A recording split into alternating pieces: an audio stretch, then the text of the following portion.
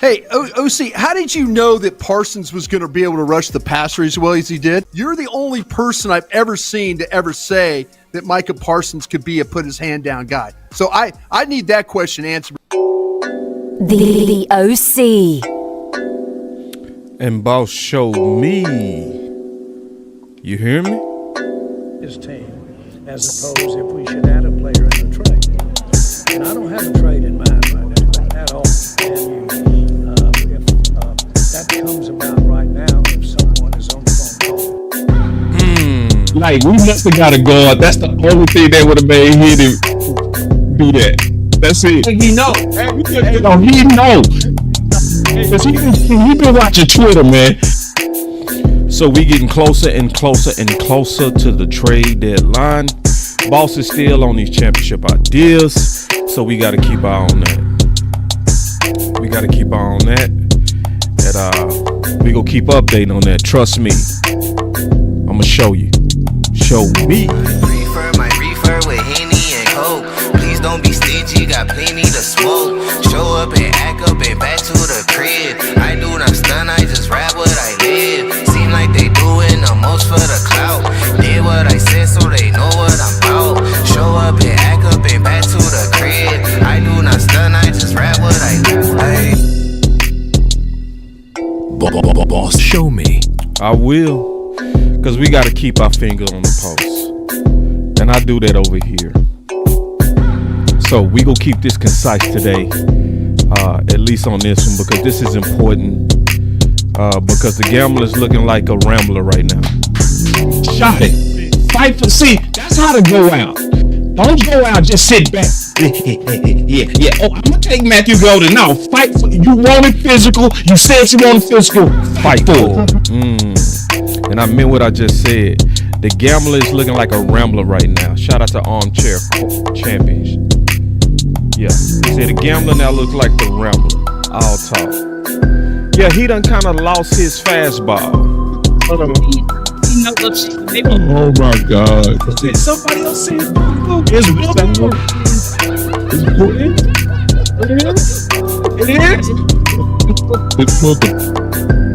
Boss Cowboy Sports, where your voice matters.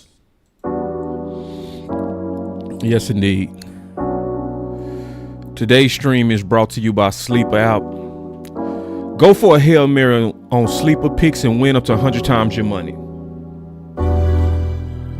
Use promo code BCS and Sleeper will 100% match your first deposit up to $100 instantly. If you go gamble with your boy Boss, man. For real. A lot of y'all be doing it anyway. So, let me turn my comments on real quick first before I kind of get going. Y'all give me 1 second, man. I should have had it on first. There we go. All right. So I want to kind of get into it because obviously yesterday I had a super fire show. I've been getting rave reviews on this show. A lot of people have been saying on a lot of different platforms that it was some of the best work they've ever seen me do.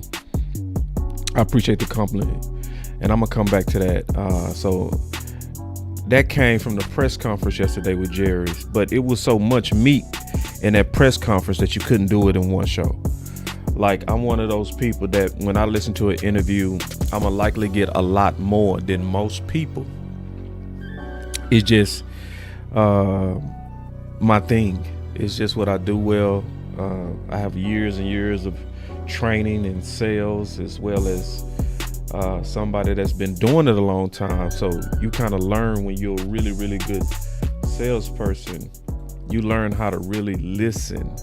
That's one of the most important skill sets in a salesperson, is the ability to hear not what somebody is saying, but what's behind it. So it develops a major instinct. That's why you'll see people like Tuck. We think the same because he's also a high level salesperson. It's just a skill set, and when you combine that with football, it's just a perfect marriage on me being able to do content.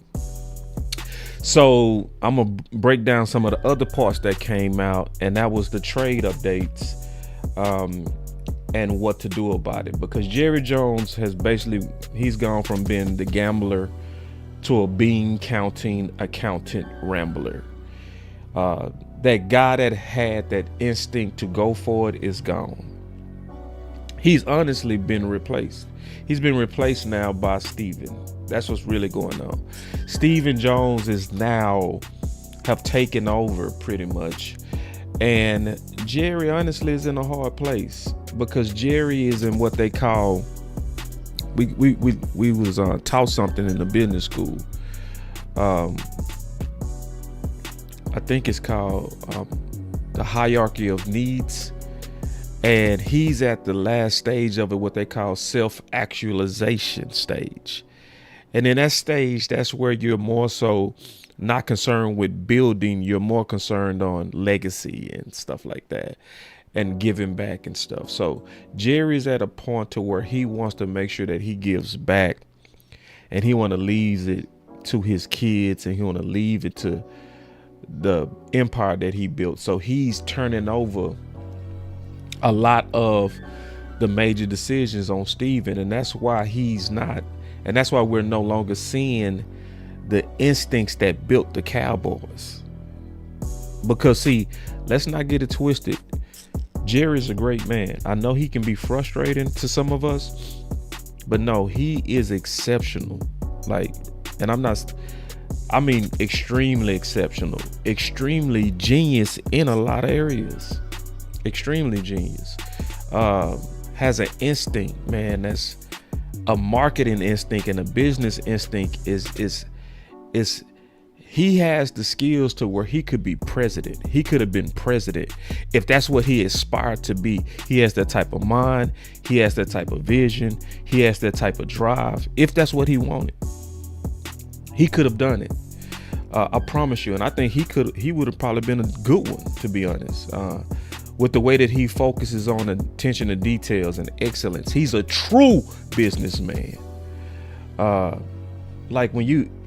If you go watch the documentary and you see how he was writing when he was at Arkansas, when he was a student, he was writing papers on how the NFL could make real money.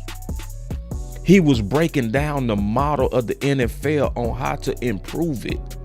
And I'm talking about, that's 20-year-old Jerry. That's 21-year-old Jerry. So I want us to always talk about him in balance, even when we getting on his ass. It needs to be with also balance. He's exceptional. So what's going on is he's lost that instinct because he's turned it over. And I'm going to be honest. I'm going to be all the way honest, man. The person that I feel like is selfish is Steven. And this is why I say that. Because at this time, and in times like this, and in times when we was 12 and 5, those are the times we needed old Jerry. The guy who had the instincts to get you over the hump. The guy that was willing to overpay for Deion Sanders to get that his third Super Bowl, our fifth, but his third. And he had the instincts to go for it. Let me tell you how dope Jerry was. See, because that's why you do got to spend some time and watch that documentary. When we lost to San Fran, man, my boy Jerry was so dope in ice. He was so dope in ice. When he wanted Deion, OG Jerry looked in the camera and said, "You know I'm talking to you. You know I want you." He was talking to Deion. And Deion said he was watching. And he said, "Hey, call Dallas," talking to his agent. Because Deion was making his sales pitch.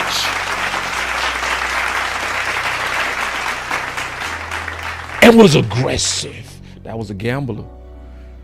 But see, we not looking at Jerry no more. And see, now Jerry, out of love for his children and more so love for his son, he's not going to want to step on no toes. He's not going to want to get in the way of his son now out of love. He's in self-actualization stage, meaning Steven would need to know when to defer to the greatness of his dad. And that's why I say Steven is selfish. Because because the accountant is truly the bean counter. That's not Jerry. Jerry has never been no bean counter. He has always been a gambler. The story of Jerry is one of the most American dopest stories you'll ever hear in your life. I'm talking about complete dopeness. National champion. Teared up when he talked about how the national championship changed the men forever in their ability to believe and think higher and dream higher. How his love for the game drove him back to the game. How he couldn't let the dream of football go, even though he had become wealthy already. One of the dopest stories is the fact that he said, and I love this part because I graduated from the entrepreneurship program, so I admire entrepreneurs. And I love to hear the bravery and courage of entrepreneurs. And Jerry said, only God knows, and only God knows what's in the ground. But he was raising money, millions of dollars, getting over his head in debt, drilling holes. But the truth be told, he didn't know if it was all in the ground or not. But he was going to make sales presentations to banks, convincing them that he was the guy who knew.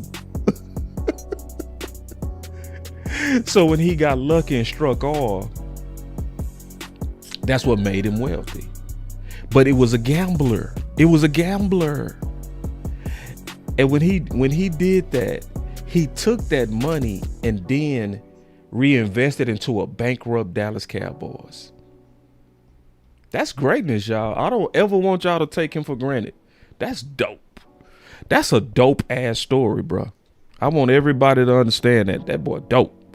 So he can piss us off, but keep it in perspective, man. That's greatness. Landlord says, salute boss in chat, man. I was hoping once Steven take over fully, maybe he'll be hungry to make his own legacy on his own, but maybe it's optimistic. And I think it's some things about Steven, to your point, that might be better.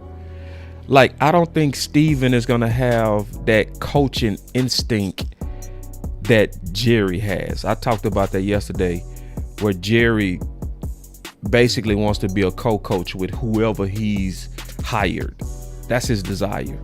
That's his Achilles heel. He's admitted that. So Steven is not going to want to co-coach. I think Steven is going to be great because he's going to truly defer to coaches. And he's going to sit back and evaluate that coach, then make decisions based on how that coach did. Jerry ain't that. Jerry go want to get in the weeds with your ass because he is passionate about football and he believes in himself. He believes he's just as smart as anybody. He is truly to himself the smartest guy in the room, even when he's not. So in that way, I think you're right, landlord. And I appreciate the super chat, where Steven in some ways can be greater. The thing that you lose, what you lose with Steven is the gambler. He's the one that's the accountant. And that's why Jerry deferring to him is now the bean counter rambler. So let's go through it where I can kind of explain and then kind of talk about where we are in this trade situation. Jerry Jones joined us here at 105 through the Fan. The offense has been very, very good this year. Dak's having a tremendous year. So knowing that the offense is that good and the problems that we have on defense, how untouchable are the Green Bay first-round picks they sent in terms of being able to get a player before the deadline? Perfect question. How untouchable are the picks? Because we've been having debates a lot about this. a lot of debates about this. I'm gonna come back to this. The debate has been, in my opinion, should we be aggressive or should we be holding for the future? And there are a lot of people that want to hold on to those picks, which I think is a tremendous mistake. First of all, Dak is older. We ain't dealing with 2016, 2018, 2020. Dak is now 10-year vet. So time is gonna run out. And quarterbacks like Dak don't grow on trees. I don't care how much you hate Dak. No. We are fortunate to have Dak. We was fortunate to have Romo. To actually believe lightning is gonna strike 3 times in a row with no bumps, nah. So Dak is one of the reasons we should be aggressive. Now, you can't take none of his years for granted. You can't punt on none of his years because you don't know what could happen to Dak. So it's better to be aggressive now.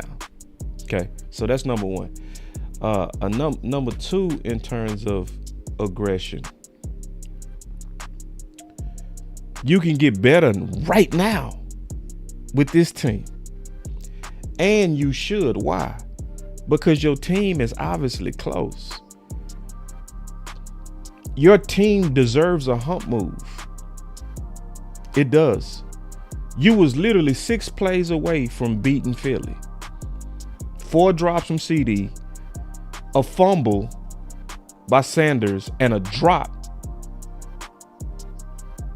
by Ferd. All of those plays, we win that game.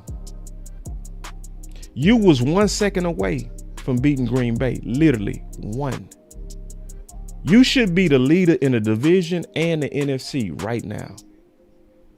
You barely just lost to the Panthers by a field goal kick. You ain't getting your ass smoked. You barely losing. That tells me you need more. And so we can debate on what that more is. And I'm going to have that debate. But this, to me, passive, that ain't the time. It's not even at that time to talk about it. That's why I heard Brian Brothers floated out trading Pickens. No, that's punting on the year. We shouldn't even be talking about that right now. Now, that would have been a decent conversation if we lose the next 2 games. But I'm not interested in punting when Dak is playing at an MVP level. No, I'm not even interested in that conversation. So I'm on the side of team aggression. I'm on the side of let's get better now. So, and I'm not for hoarding those picks. The last reason is this. First of all, those picks are not guaranteed to be home runs for us. It's just hope. That's why Henny perfectly called it a lottery ticket. He said you betting on a lottery ticket instead of betting on knowing. If you trade a pick, what you're doing is you trading for somebody or a commodity that you actually know that has NFL resume and success now. And then lastly, by the time those picks fully mature, because most picks and most players take 2 to 3 years to hit their maturity. We talking about Dak now 37 and 38. All of that says be aggressive. So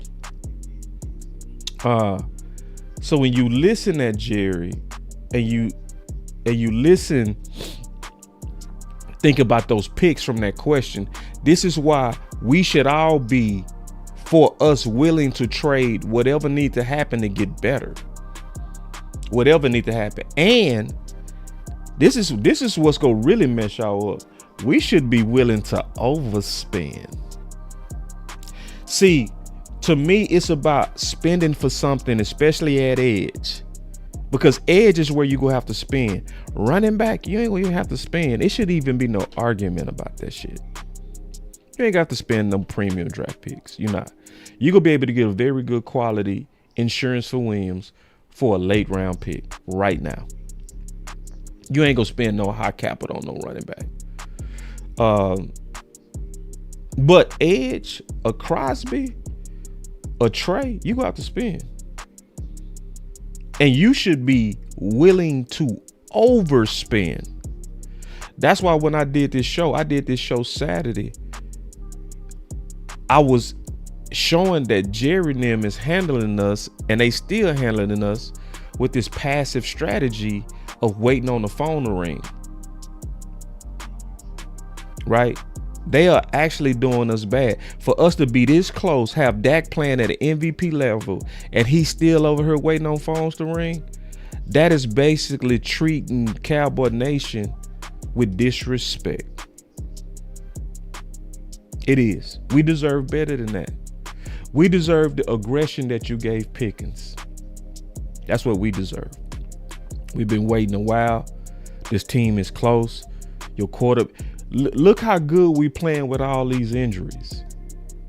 To be sitting back waiting on the phone to ring is an insult to your fandom, and you should be pissed, and you should express you pissed.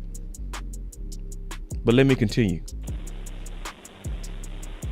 Well, you're talking about the Parsons trade and the picks we got with those. Yeah, like, are they untouchable to try to use to get a player at the deadline?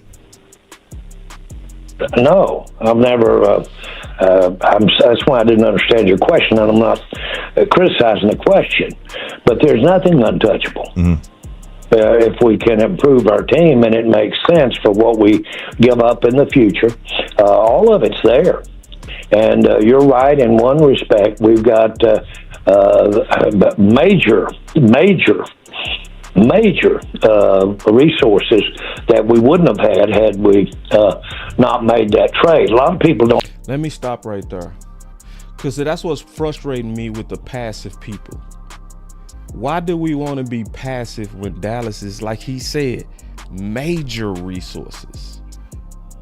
Why are we afraid to get better now? Why are we mad at trying to get insurance in here for Williams? Like, I hear people make the case on running back, and it's like an elementary case. Like, I heard people say stuff like, how much better can your running back room get and your offense get? It's like, you're not thinking it through. You're not thinking it through. It's more about this.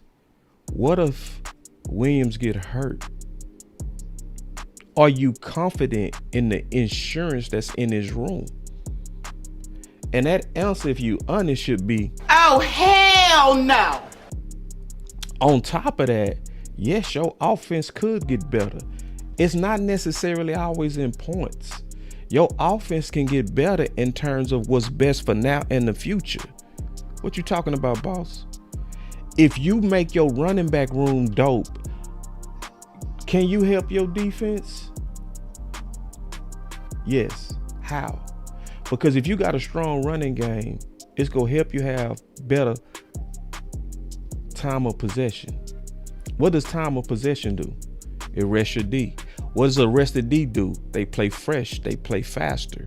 Why? And that happened in 2014 and 2016. That's why both of those teams had no names on their defense, but they won 10 games straight in 2014 and 11 games straight in 2016. But in 2016, people forgot our pass rush was ranked 31st. But that run game kept them boys rested. Then on top of that, because people, they thinking in checkers, they not thinking in chess. You got to look at this like chess. You want a super running back room because that also takes pressure off of Dak. Just use your common sense and say this to yourself. Do you want Dak throwing 40 times a game with an injury history? Let me turn up the music and just let y'all kind of think on that. Let me just ask that question again. Let me just vibe to that question. Vibe to it. Just let it get in your spirit. Do you want Dak Prescott throwing 40 times a game? So your offense is better because now it also has less risk. See, people, you got to think about this stuff. So for people like, man, we already got a running back, boss. We got Williams. He's our RB1. Like, all right, bro. Like, when was the last time? And I'm going to do a show on this tomorrow, bro. I promise you. I'm going to remind y'all of the last workhorse back, which was young Zeke. And I'm going to let y'all hear him talk about what he felt like in December from being the primary workhorse back.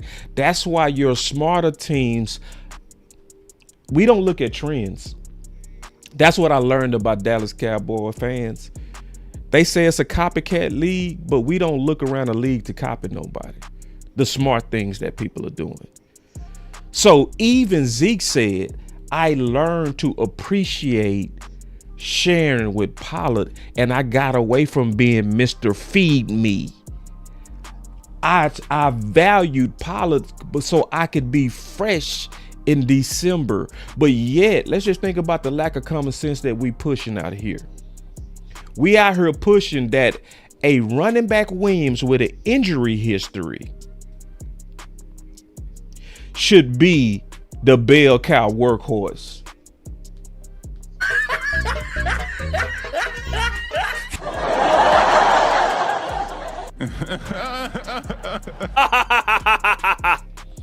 So your offense gets better even if it's not getting more points. Your defense gets better even if it's not more points. And it's also way more benefits of having an elite running back room. And then the last thing I'm going to say, because I'm going to get into this again. I'm going to talk about this again. Y'all gonna hear this twice. Now, I'll come back to that. Let me get back to what I came here for. I don't realize that Kenny Clark makes upward of 23, 24 million dollars this year. We only pay 2 of that. And so that was important. See, that also mean they want to trade. See, because a lot of people, they so passive. Oh, we can't get Crosby. He just signed a contract. Listen, man, you can negotiate how much that team go eat. You can negotiate that because some teams go value the picks over the dead caps that they go take from these trades. They'll eat that because they'll say in the long run, we go get a couple of firsts or maybe a first, right? That in 4 years go make us up because hopefully if we get the right player, I'd rather eat the right now money than because I'm going to save 4 to 5 years worth of money in a rookie contract. See, these are business owners. They know how to think long term. Created quite a availability for us that we wouldn't have had. And so all of that is no question about it. And I promise you, yours truly or anybody that's associated with the Cowboys has got our eyes really open in ways that we can help this defense. And certainly I don't want to preclude anything on offense either. Oh. Whoa.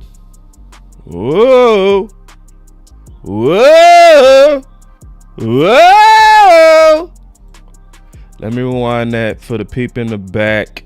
Open in ways that we can help this defense, and certainly I don't want to preclude anything on offense either. Whoa.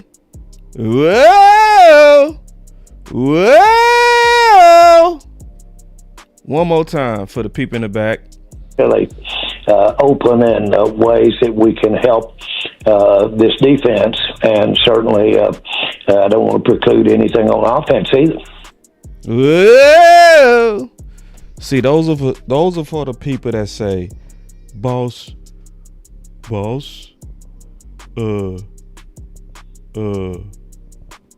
are we talking about running back We need defense. Boss, what are we talking about running back? See, I'm going to do a whole show on that too. That deserves a whole show in itself.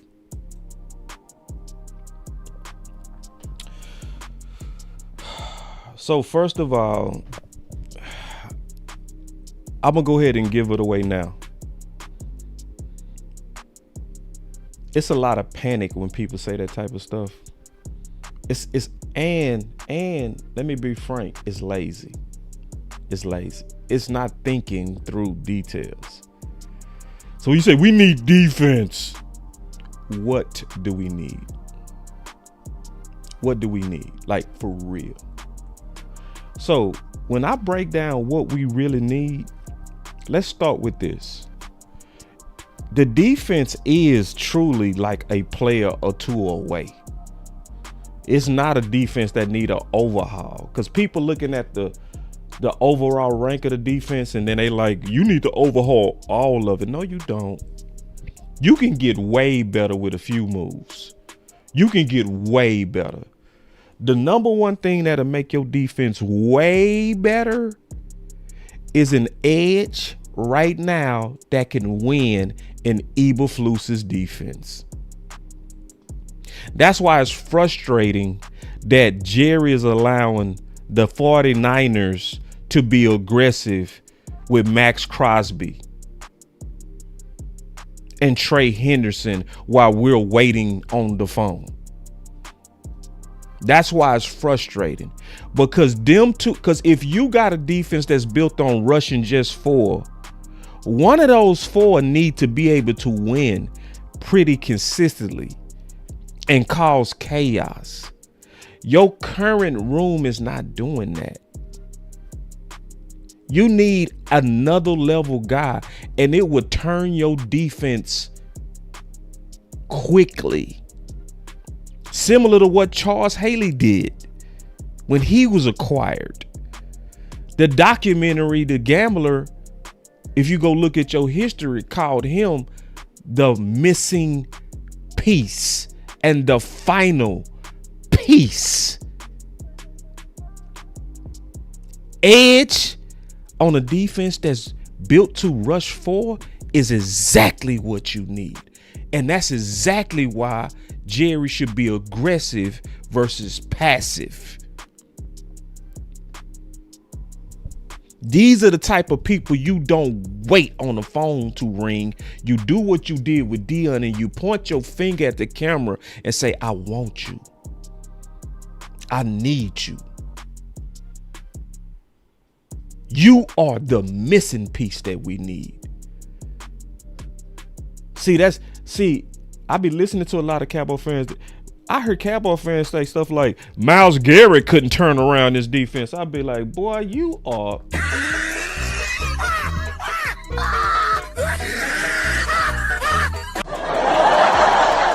So let me say this too. Let's really break it down.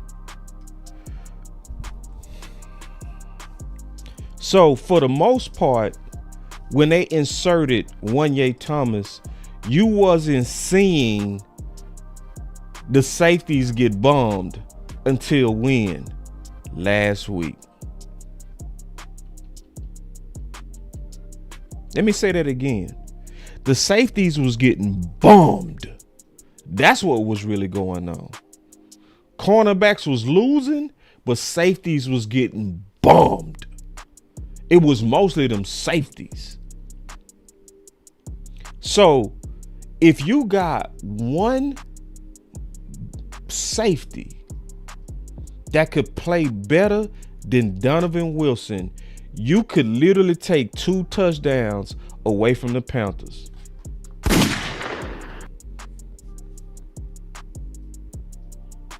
If you get a safety that covers better than Donovan Wilson, you can take 2 touchdowns away from the Panthers.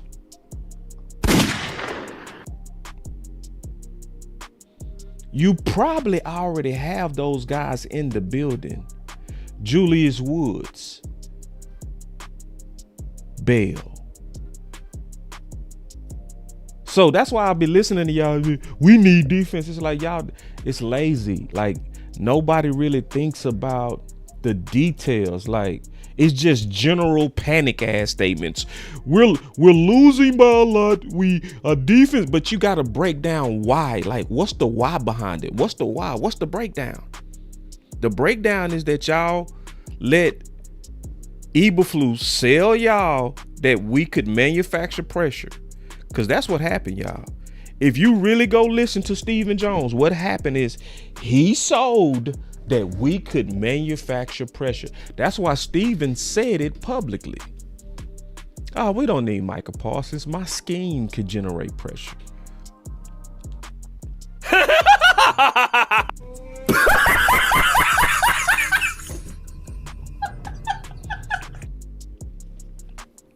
And now we see that's not the case. So since that's not the case, you need to go ahead and go get that guy at edge. And you need to go ahead and play Bell and move up Julius Woods and stop treating Donovan Wilson like he's not expendable. Those two moves could make your defense way better. But everybody, we need the defense. What on the defense do you need? And we also panicking on linebacker too. It's a bunch of lies going on linebacker. We over here talking about linebackers and we not looking how that front was getting their ass whooped. And it's a whole bunch of weird stuff like Sanborn would have made a difference. It'd be like, no, he would not, bro. Not that game. No, Sanborn would have been trash like every other linebacker that was out there. Because all of them, the whole front was getting their ass whooped. What it really looked like is that they took that game off. It looked like they took the Panthers for granted. And the Panthers circled that damn game and they came in on some whoop ass and they was whooping ass. When you see tight ends whooping defensive ends and driving them 5 and 6 yards downfield, that's mentality, brother. That's mentality. That ain't scheme. But we've also seen that front seven play way better. So just obviously look for a rebound game. Just already know that's gonna likely happen versus Washington. Just already put that in. Yeah, they go rebound because they see it. They know they looking like some hoes right now. Our defense know they looking like some hoes, and they don't even should need no motivation. They know Rico went in there and told them boys buckle up. You looking like some real soft ass boys right now. I don't think we go do that twice. If they do that again, then I'm gonna be like, hey, we got to do something about that defense, and I think it got to start with the coach. That's another conversation, but let's keep going. But in answer to your question, there's nothing untouchable in our resources to help our team. And there's no way that I'm at a point right now to where I would not do something because of where we are into the season, 6 games. I would go as early as I would if we were talking 3 games back. He said, I will go common sense. Put your number in my DM and I'll call you, man. Because I'm having some phone issues. I ain't fixed the phones yet. Put your number in my DM on Twitter and I'll call you. We'll talk about that way. But see, he said I would have won 3 games back. Wrong. Number one bullshit guy. He do the wee woo. He said I would have won three games back. See, he ain't telling you the whole story though. It's a little bit more than I would have won 3 games back. He's saying I would have won 3 games back if the phone would have rang. See, that's the other side. See, this is where he's being a bean counter and he's doing that Stephen Jones strategy. He's been a bean counter. Cause see, if you listen to him on a fan, he sound like I would have won 3 games back. I would have won 3 games back. I would have been aggressive. We will weigh what are the likelihood of the players that we've got coming back. Hold on real quick. Let me turn this up because I want to make sure y'all can hear it good. I'll be trying to give y'all the best, man. Let me rewind it because I want to make sure y'all can hear it. I have to turn it up. We will weigh what are the likelihood of the players that we've got coming back, how they will impact where that'll put this team, as opposed if we should add a player in a trade. And I don't have a trade in mind right now at all. And if that comes about right now, if someone is on the phone calling,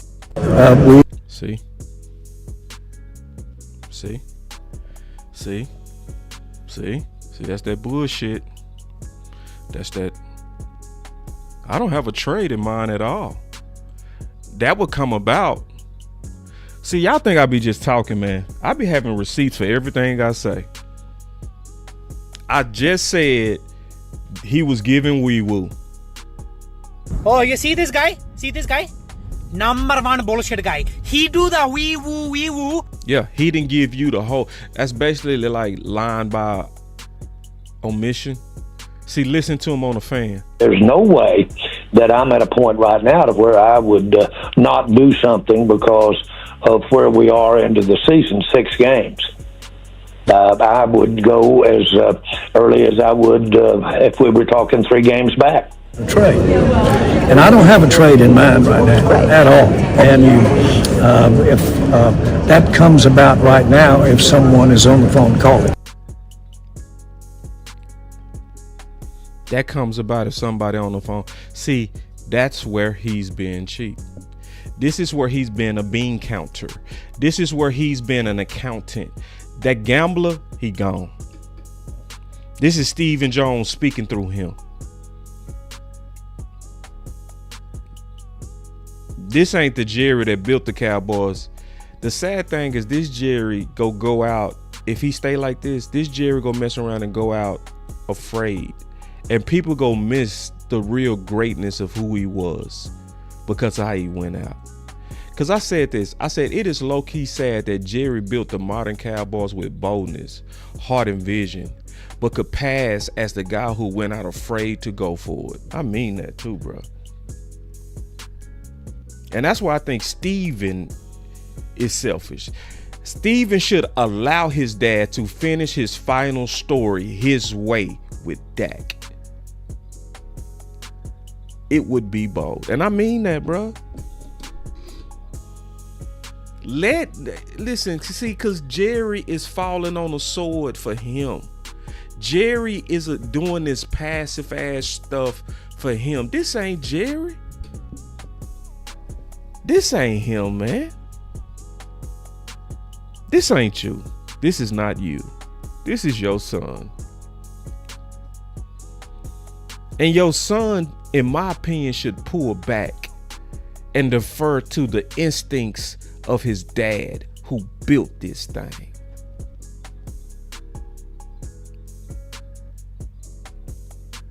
Because if he pulled back and say, hey, Pop, what should we do right now? And he just say, like, between me and you, Pop, what should we do right now? Jerry would tell him in a heartbeat, man, we need to go for it. I've built everything in my life. I've become the man that I am by going for it. I'm the man that went against the NFL. And when they said you couldn't do your own deal with Nike, you couldn't do your own deal with Dr. Pepper, I went for it. And I knew fight came with that. And I stood there and I fought the NFL and I won. You telling me he wouldn't say, when you don't won your whole life going for it, you think he would be on this waiting on the phone? That is some, yeah. Because he got it from Tex Schramm. Because that's where he got it from. But he overrode that when his instinct said so. Tex Schramm taught him that. But it was times he said, man, forget what Tex Schramm is talking about. I'm finna overpay for Dion. I ain't waiting on the phone for Dion.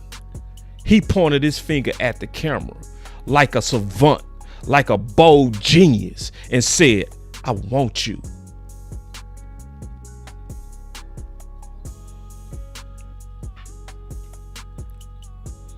So I mean, I want the gambler back. I want the gambler to go out his way, to be honest. The gambler is going out for his son. That's what I feel. I feel this is the gambler that's allowing his son, who's an engineer, so his mind frame with his engineering degree is all about numbers, accounting, and stuff like that. It gotta really compute. It's not really like about going forward with him. He's analytical. He's wired totally different than his daddy. His daddy is a businessman, gambler. Steven is a calculated risk taker.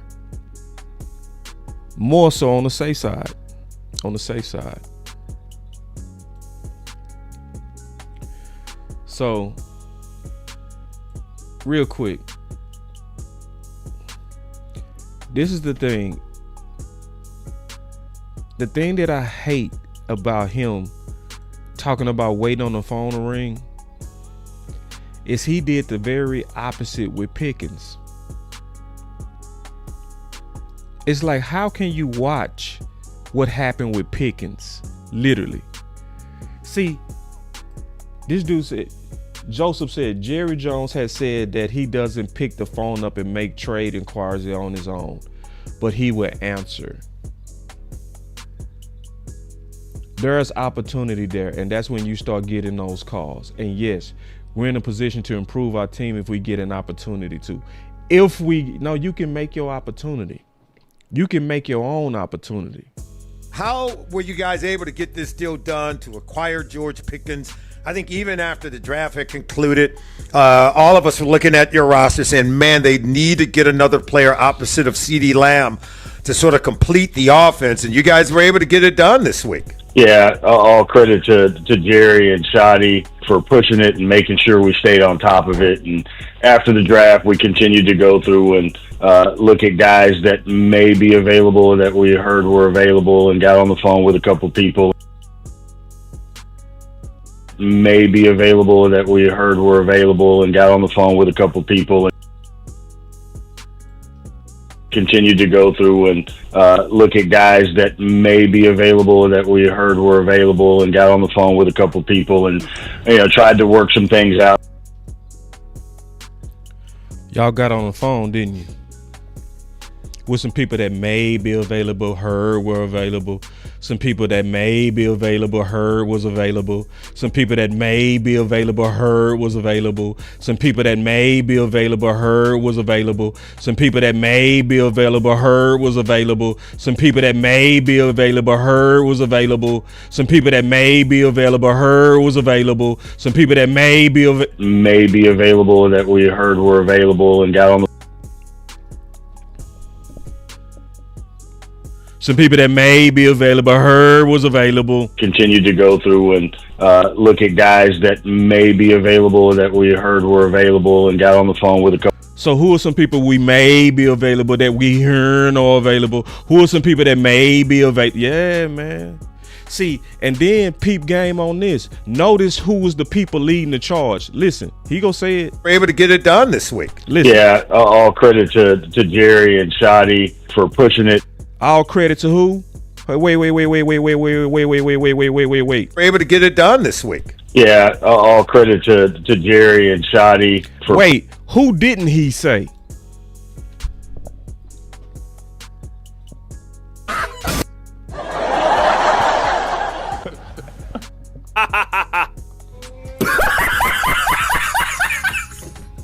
Who did he give credit to?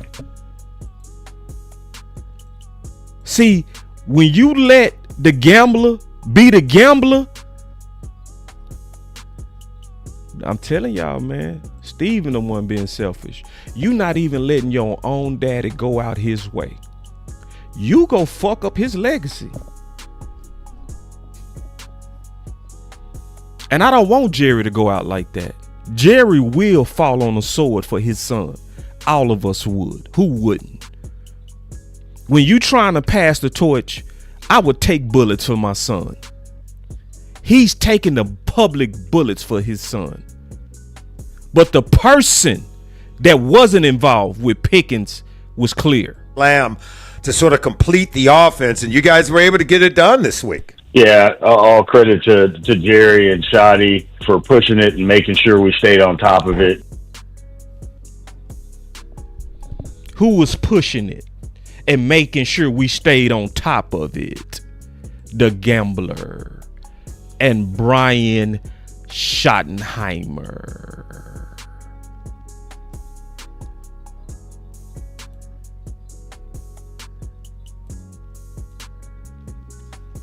And see, that's what get frustrating, man, is we right here, y'all. We are right here, dog.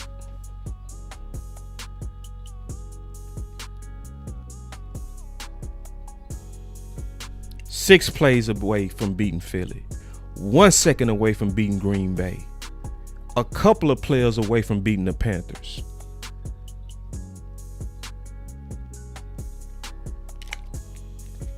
We should be the favorites to win it all with just a few moves. Did y'all hear what I said? Damn, I wish I had watch button right there, because that would have been perfect. You know, you got that button say, did you hear what I said? That's a dope ass button. Did you hear what I said? Bosch be having some cold ass drops. I ain't gonna lie. That boy Bosch be having some drops. But did you hear what I just said? The Cowboys, with just a little bit more aggression, should be the overwhelming favorites to win it all. But we got people out here like, hey, let's hoard the picks. So I'm gonna give y'all some warnings. When you go out here and you push and you confront, just trust me, it's gonna be some people that's gonna push back. Okay, I'm gonna just let you know right now. Jerry has a lot of apologies. He has a lot of kiss ass people. He got some people that's out there like, some of y'all do y'all content and that's all y'all do is Jerry is bad. Nah, I actually appreciate Jerry. Nah, that ain't me. But I'm not like you to where all I do is call out players and I never call out front office. See, people that's like that, you showing me that you have some type of motive. See, you have likely some type of ambition or where you want to work for Dallas or something like that. You want to be where Vach is. So you not willing to kind of say the type of stuff I say because you want to kind of politic your way into that shit. Because anybody that's really looking at this soberly has to sometimes assign some blame to the people who've earned it. And if you're a content creator and you hardly ever talk about the sins of Jerry and Steven, I don't trust you.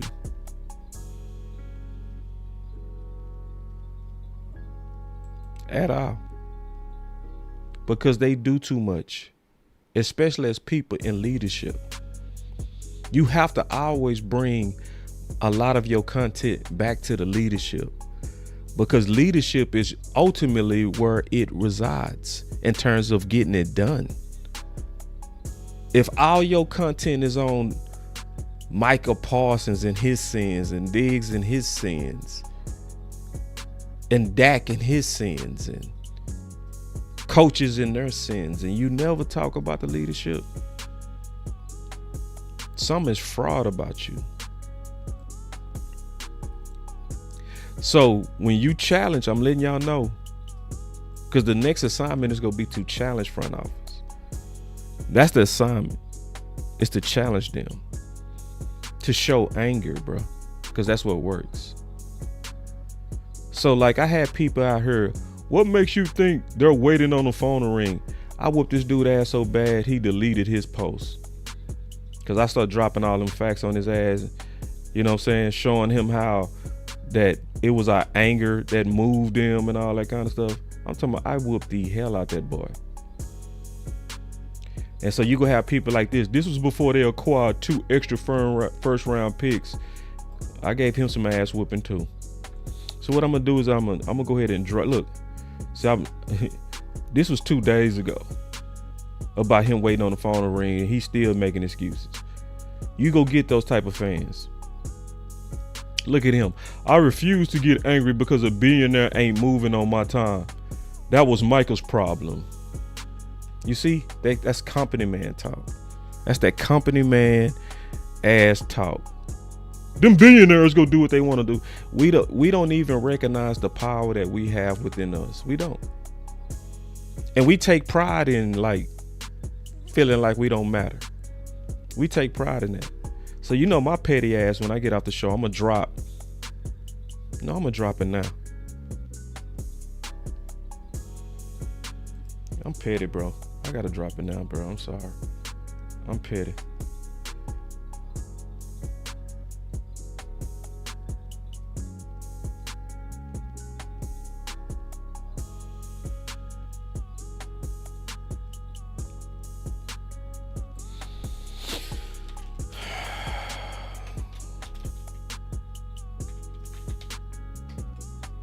Yeah.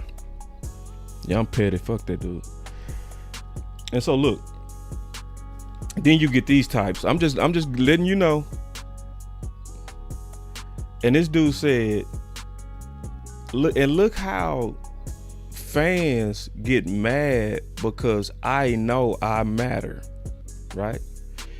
This dude said, if you knew anything you were talking about, you wouldn't be on Twitter talking about it. You're an idiot and know nothing about ball. I guarantee you was saying we should start Zeke last year.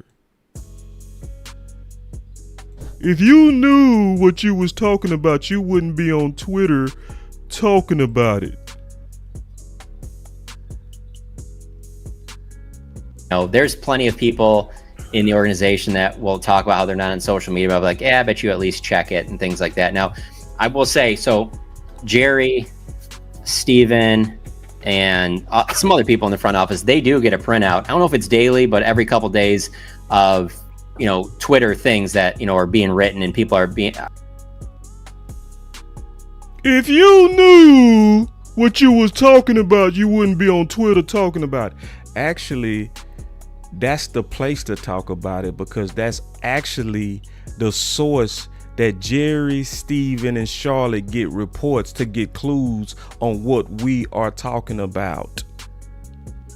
Media type person, there's plenty of people in the organization that will talk about how they're not on social media, but like, yeah, I bet you at least check it and things like that. Now, I will say, so Jerry, Steven, and some other people in the front office, they do get a printout. I don't know if it's daily, but every couple days of, Twitter things that, are being.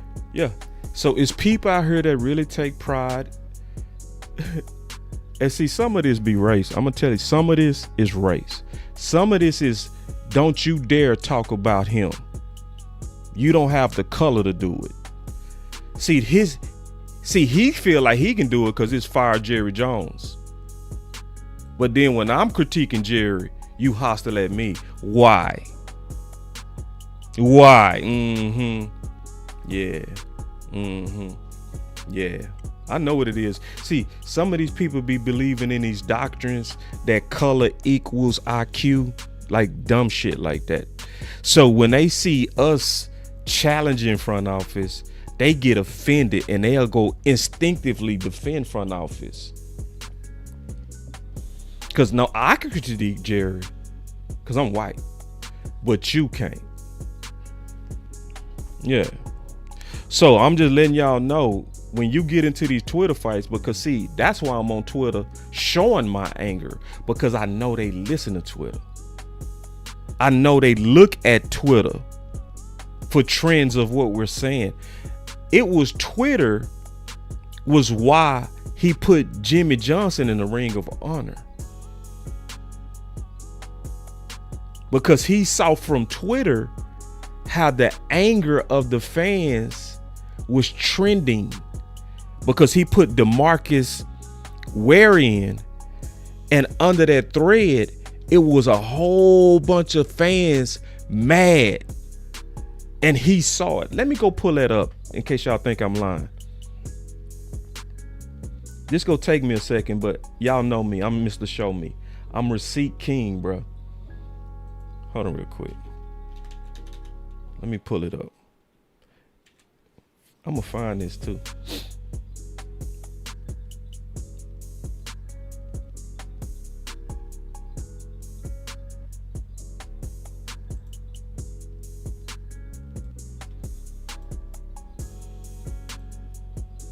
I think I found it.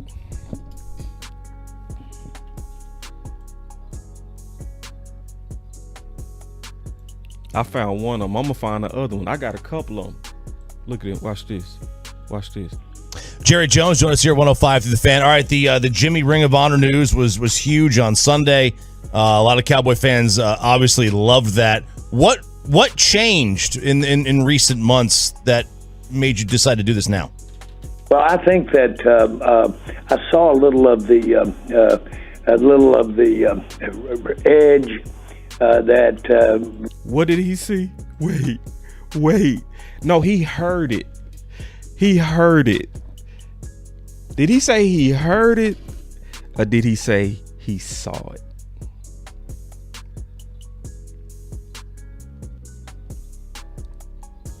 What changed in recent months that... What changed?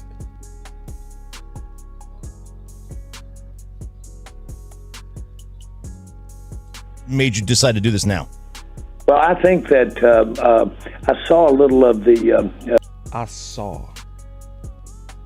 A little of the edge that was there by not putting him in when we put DeMarcus Ware in, and I thought, well, I didn't intend for this. Ooh, I didn't intend for this.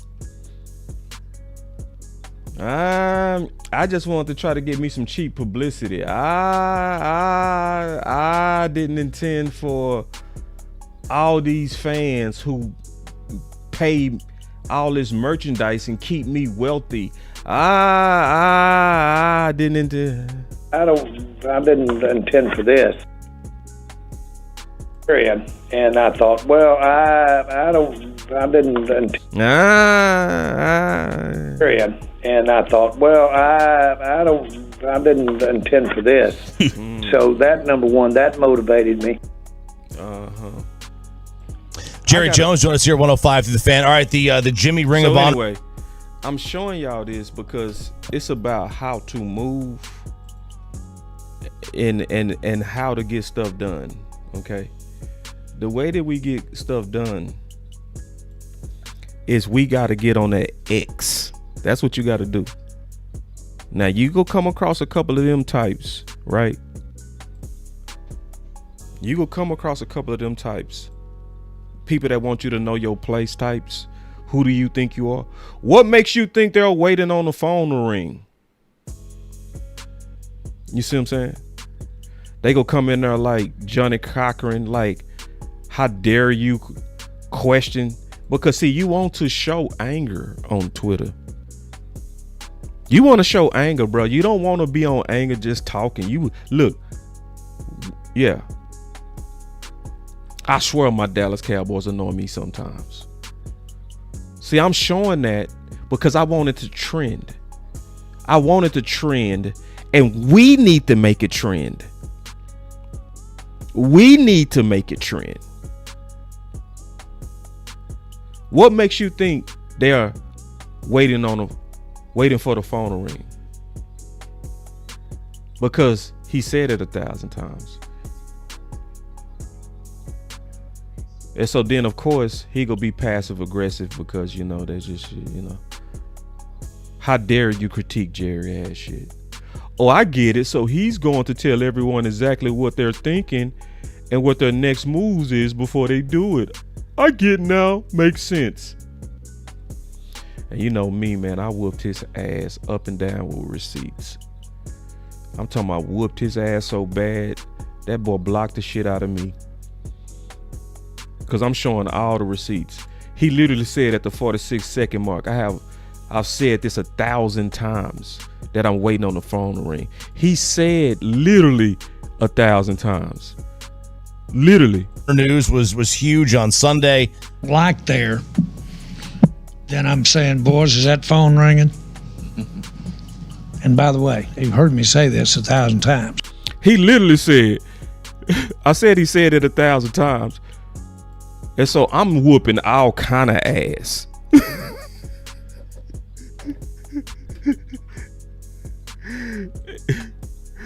Another one, because he been saying he waits on the phone. He been telling y'all that he passive for his son. He been saying it.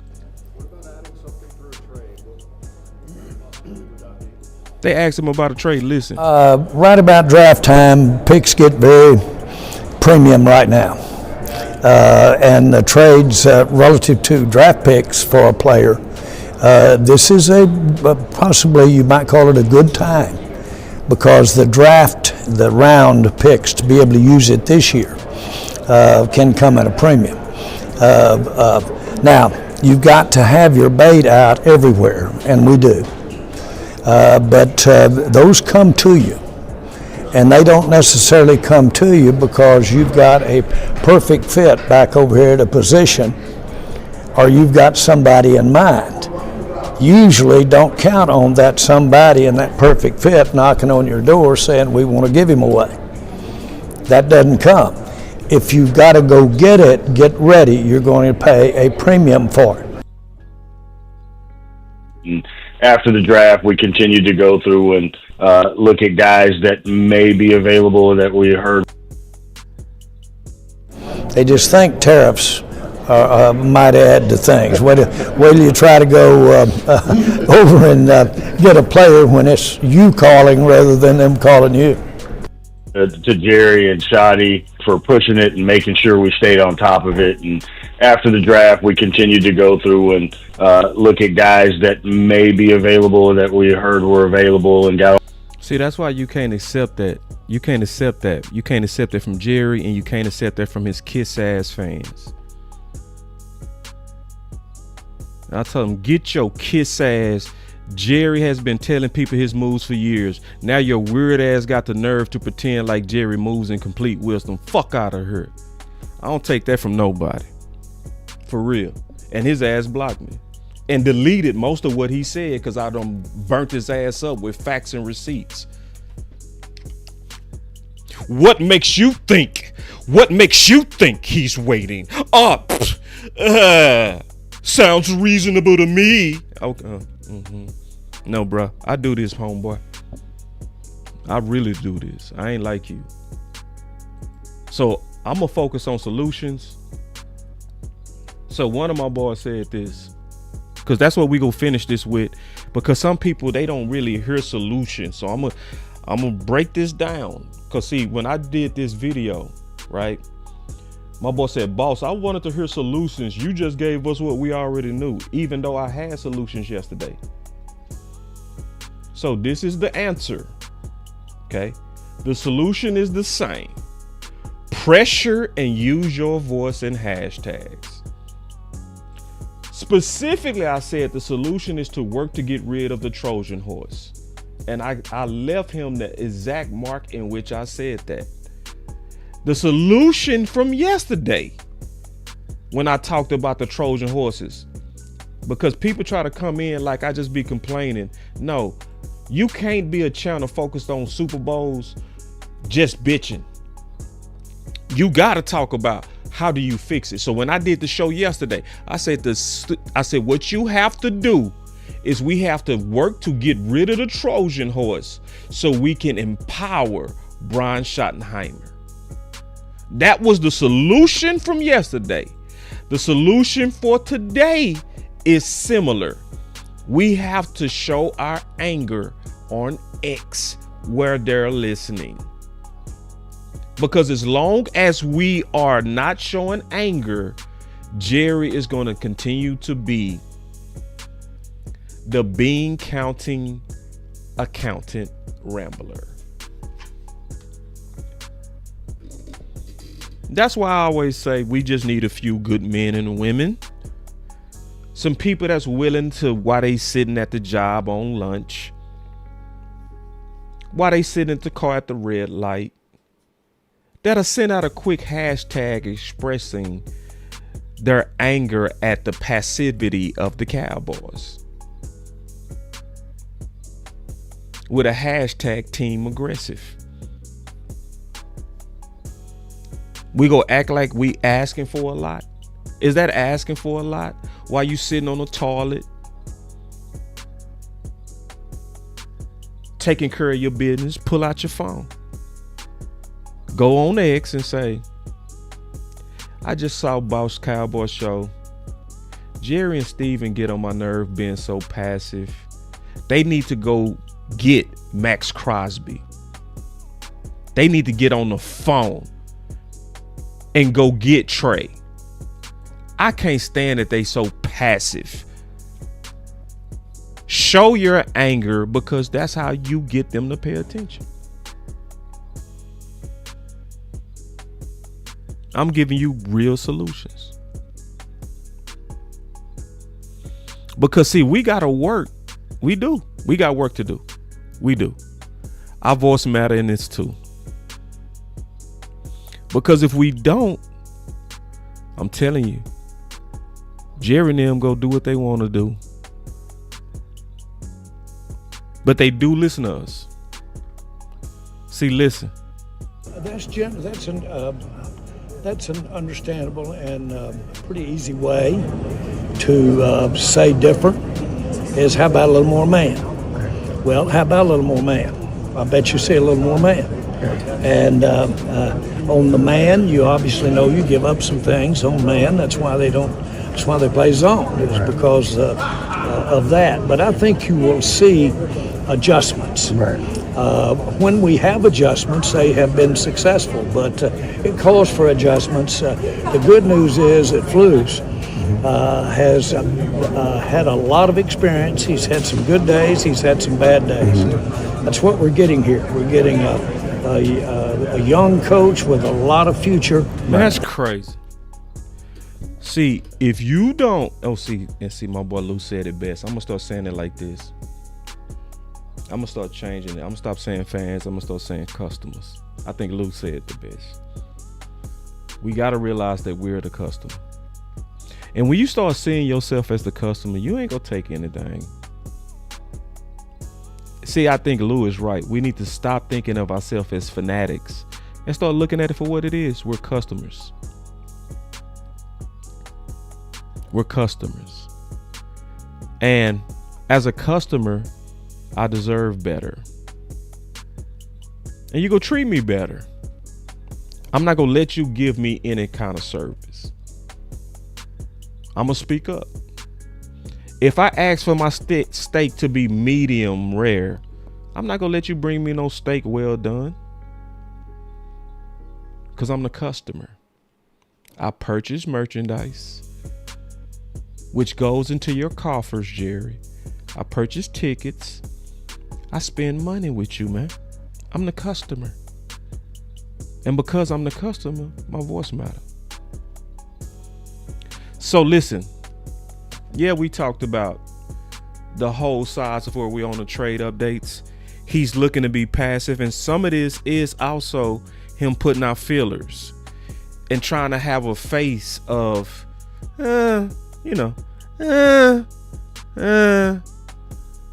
but also Jerry and them likely not doing that, because when they want something, they tell you straight up, we're going to get the receiver. Dallas is actively looking. See, when we was showing anger in the offseason, what was they doing? We're working on some trades. Oh, I know we didn't get the receiver in the draft, but we're working on some trades. Here are some people that we're looking at, Bateman and Pickens. They was leaking it early who they was looking at. So I'm going to just tell you right now, before I end the stream, I am not accepting this passivity. It's an insult to my fandom. It's an insult to my loyalty. It's an insult. And I'm not gonna be insulted like that. I'm not gonna let you sit up here with a team this close and comfortably be like, hey, we waiting on the phone to ring.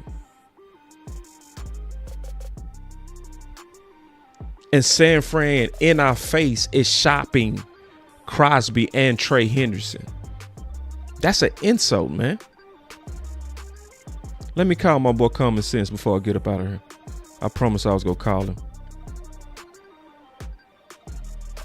Got to keep your promises. You feel me? Common Sense is a solid dude. He deserved that. And he don't even ask for that type of stuff, man. If Common Sense asks you to call him, I'm almost certain he got some wisdom on his mind. Let me call my brother Common Sense real quick. I'm not taking it though. I'm telling y'all right now, I'm not taking this shit. Y'all can. I ain't taking it. Hello. Common Sense. What's going on, boss? You lie. Hey man, I'm gonna make it quick, man. I'm gonna run up here and go pick my son up from school, so I'm gonna make it real quick. All right. So, me personally, bro, I think it's time to get rid of Eberflus. Now, I know we're not gonna do that, but because Jerry's not gonna pay anybody to sit on the couch. That's just bottom line. We all know that he's not gonna fire a coach. He won't do that unless that coach is just horribly bad. Hold on, man. But, wait. Let me pause you real quick.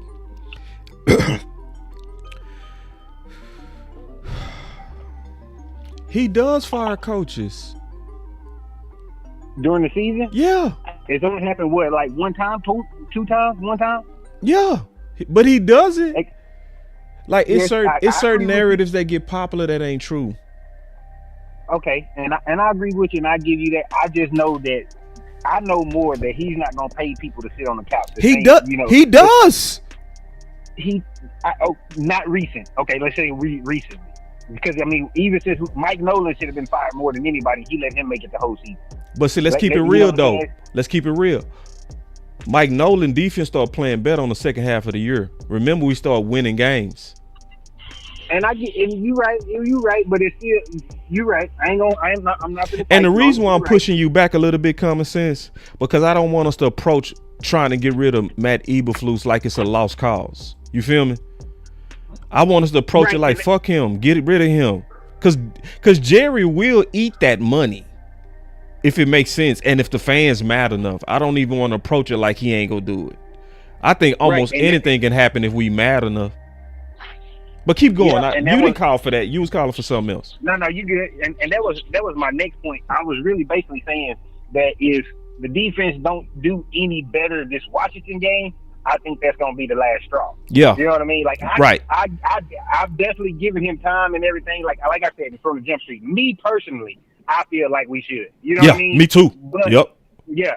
Me personally, I feel like we should because I feel, okay, when we watch the game, okay, if I believed in you, boss, but I didn't believe in what you was telling me, you know, or what your scheme was, if I believed in you, I'm still going to try hard. You know what I mean? I'm still gonna give it a shot and give it my all, even if I don't believe in the scheme, but I believe in you. When we watch this defense, it looks like they don't believe in him, they don't believe in the scheme, they don't believe in nothing that he's talking about. And most of it is because they feel, in my opinion, I feel like the defense don't feel like they have a voice anymore in the defensive room. With Dan Quinn, they was able to voice their opinions, even with Mike Zimmer to a point, because Mike Zimmer, even though Mike Zimmer was a hard coach, what was the one thing he said at the end of the year that we all said, damn, we messed up? He said, I wish I would have done the things from my way from the start. Yes, he did.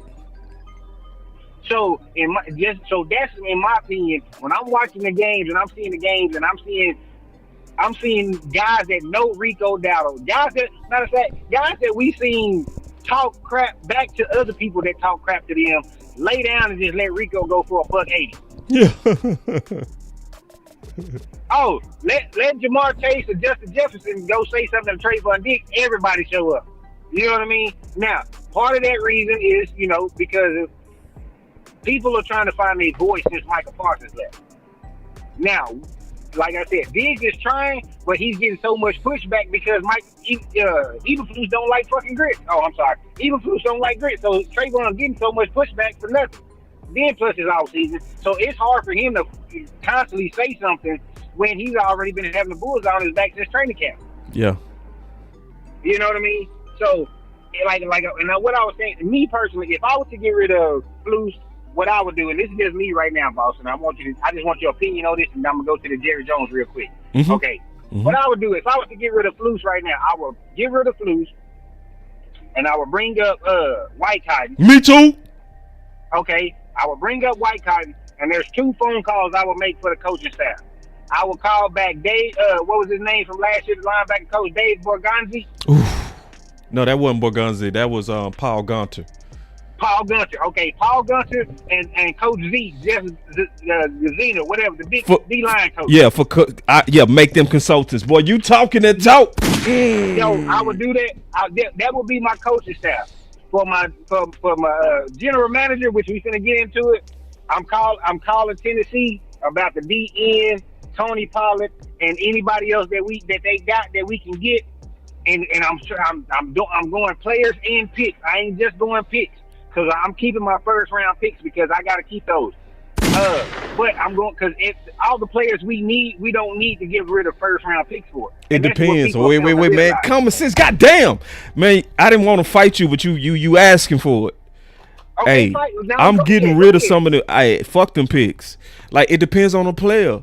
Like if it's Crosby, but that's what I said. Okay, that's what I said. Some I was finna say, I like man. No, that's what I said. Yeah, some of the players that we need don't require a first round pick. Yeah. If you telling me Crosby, Garrett, or Garrett, some other stat, you know what I mean? Yeah, you anything like that. Picks. I'm definitely giving up a first for it. That start off conversation right there. Thank you. But like I said, Justin Simmons or Jeffrey Simmons, whatever his name is, Tony Pollard. I don't even think Trey Henderson would cost a first round pick. But those type of guys, you know what I'm saying? Those type of guys, I would go for those first, and then that way I could try to keep my first round picks because even though if I don't get to re-sign those players, even though me as a GM, I'm gonna try my best to get y'all in here as soon as I get them, give you a multiple year deal or whatever. Hold on, common sense. Go ahead.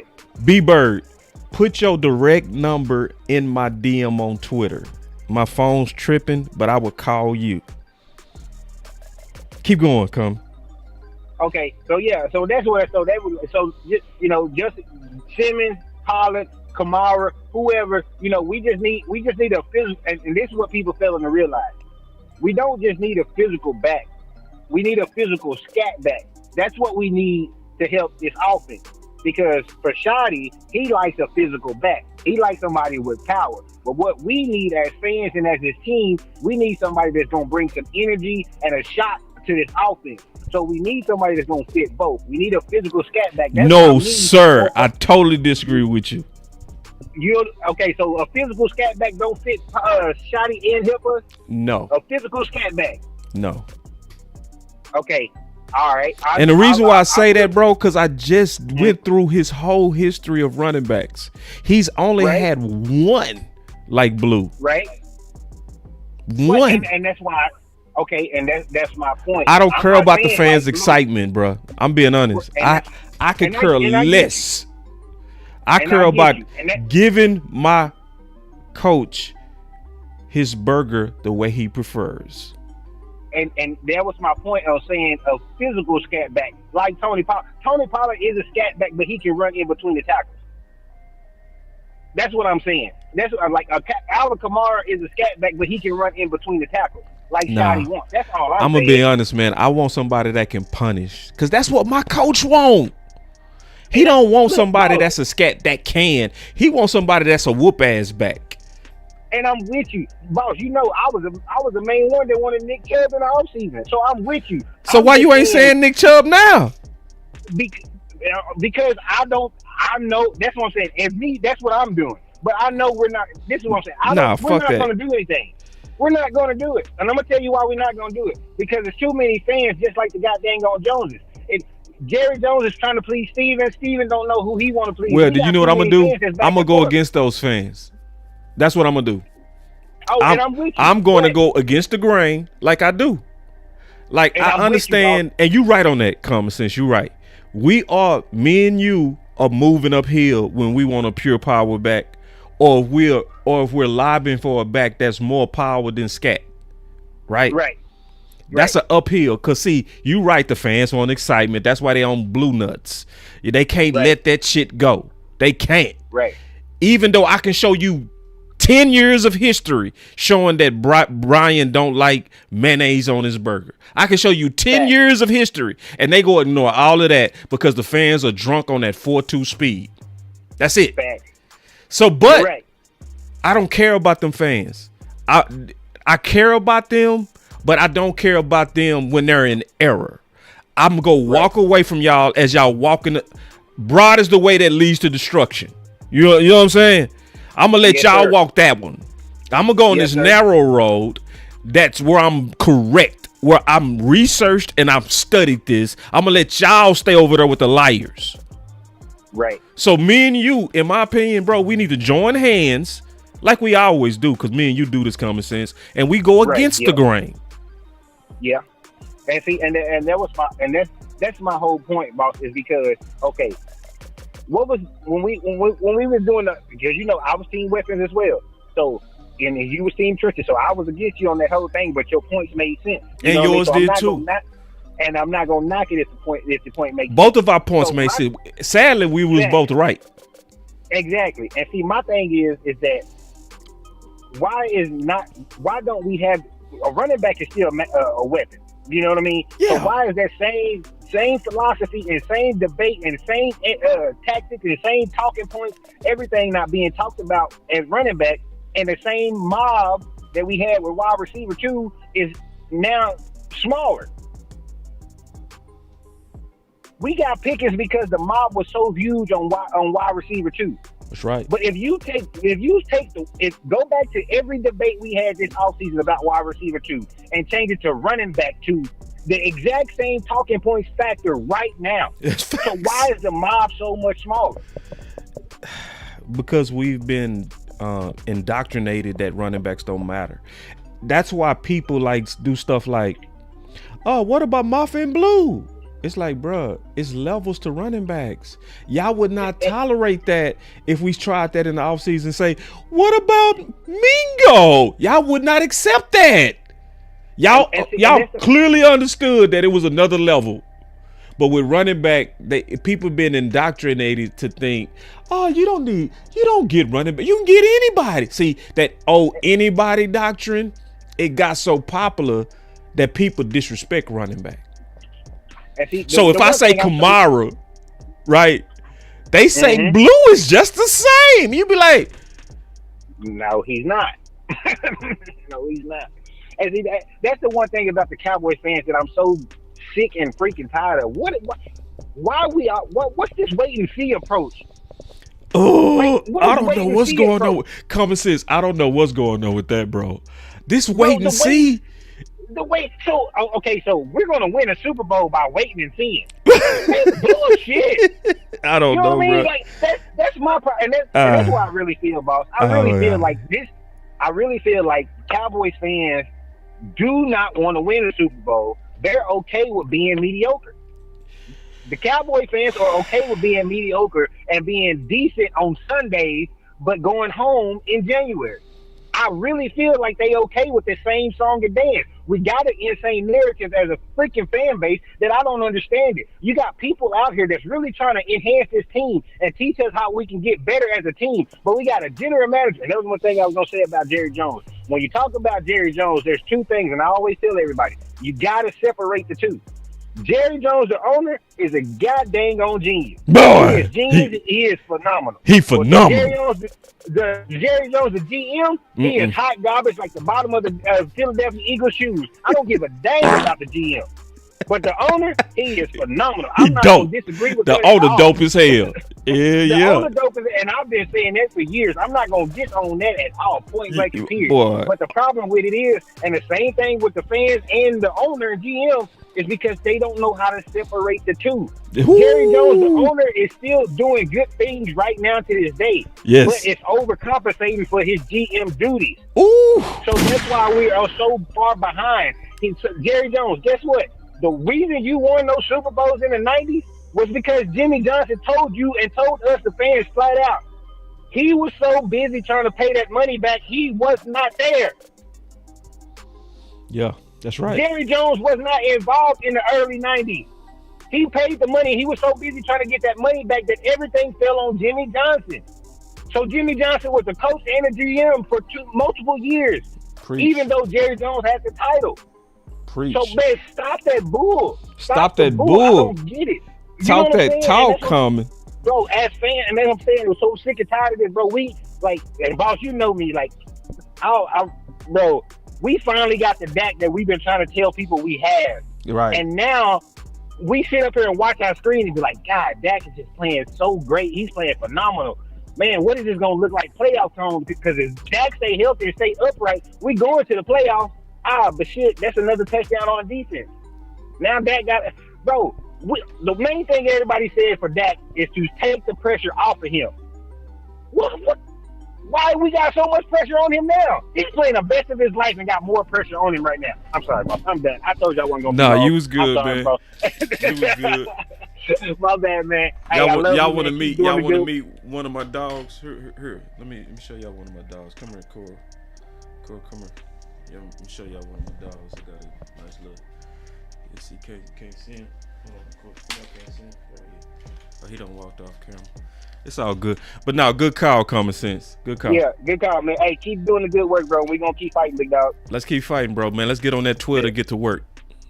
All right, bro. All right, I wanted to make sure I called him, man, because I knew he was going to pull on the show. I'm trying to see if I can get B-Bird. B-Bird, you ain't DM in yet. So, I got another show coming up this evening, too. Likely we go do a DC Universe.